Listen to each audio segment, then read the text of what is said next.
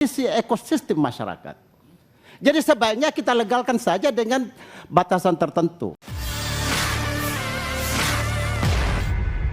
Peneliti Forum Masyarakat Peduli Parlemen Indonesia, Formapi, Lusius Karus menegaskan partai politik, parpol, adalah biang kerusakan kualitas pemilu. Hal ini merespons usulan anggota Komisi 2 DPR RI fraksi PDIP, Hugua yang meminta money politics alias politik uang dilegalkan. Lusius menilai permintaan Hugua melegalkan politik uang seperti ekspresi rasa frustrasi DPR atas praktik yang kerap terjadi setiap pemilu.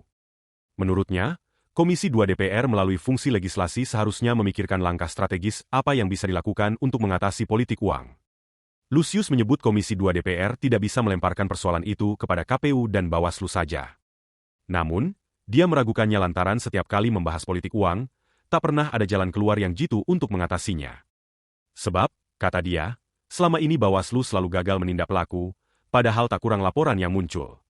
Karenanya, Lusius meminta Komisi 2 DPR harus terbuka untuk membicarakan cara mengatasi politik uang dengan berbagai kalangan.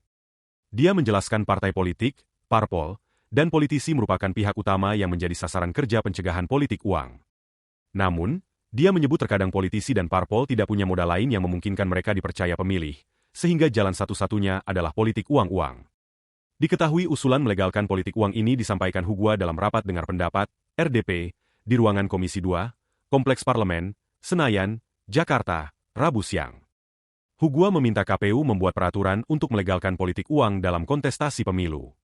Menurut Hugua, politik uang adalah keniscayaan dan anggota DPR bisa saja tak terpilih tanpa politik uang. Jadi kalau PKPU ini istilah money politik dengan kos politik ini coba dipertegas dan bahasanya dilegalkan saja batas berapa. Sehingga Bawaslu juga tahu bahwa kalau money politik batas ini ya harus disemprit. Sebab kalau barang ini tidak dilegalkan kita kuncing-kuncingan terus. Yang akan pemenang nanti ke depan adalah para saudagar. Jadi pertarungan para saudagar. Bukan lagi pertarungan para negarawan, para politisi dan negarawan, tapi pertarungan para saudagar.